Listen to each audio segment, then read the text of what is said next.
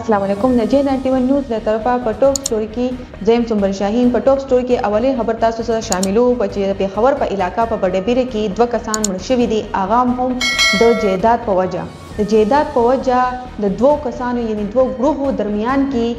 فایرینګ شوی دی او ډېر شوی دی چې په هغه کې دوه کسان پکې مړ شوي دي او د عین بعد د پولیس وینا پکې هم دا د عین بعد چې کوم ملزم هغه گرفتار کو او نور کوم کسان چې هغه د هغه زینا تخدیدلې دي او تفتیش ورپسې اوس هم جاری دی. اوس تاسو درکو بل خبره د ضلع خیبر په علاقہ کې یعنی ضلع خیبر په تحصیل کې لنډی کوتل کې درې ماشومان مړ شوي دي.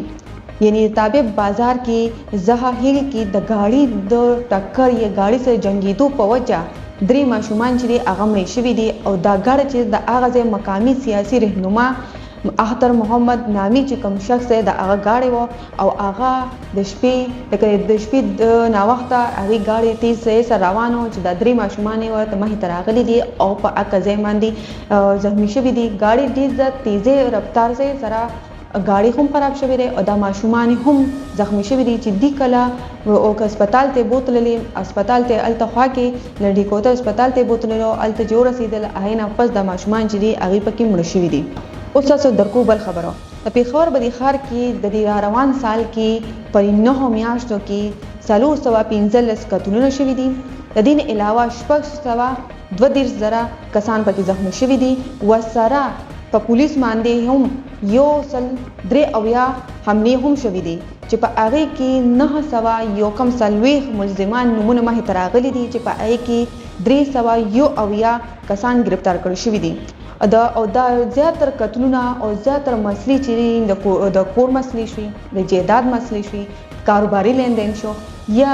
د کور ناچارۍ چې مسلې هغه مخې ته راغلي دي. خو د دې د ټول مدشماري وکي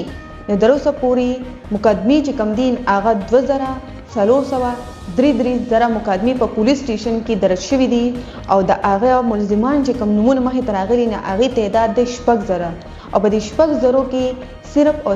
3655 کسان چې هغه گرفتار کړي شي یعنی پورا 80% ملزمان گرفتار کړي شوي دي. د دې علاوه اس اس پی اپریشن کاشف ذوالفقار مطابق د دین علاوه نور چې کوم مسلې دي هغه چوری شو ډکیتی شو یا چانه په زبردستي سیز اغستل هغه مقدمه هم دي. چوری مقدمه چې کوم دي د گاڑی چې کوم دي مقدمه هغه 83 دي. د دین علاوه چې چانه په زبردستي اغستل دي هغه 10 مقدمه درج شوي دي د روسه پوری په دی پیښور په دی علاقہ کې. اوس تاسو درکو بل خبره د پخشي پول سره خوا کې یو اوخیو لګي دا هغه خپل چې بل اوه دي هغه وژنو وجه صرف دا و د رشکی ډرایور علیم الله د خپل خزي ناراضګي په وجه چې هغه خپل رول کړتلی و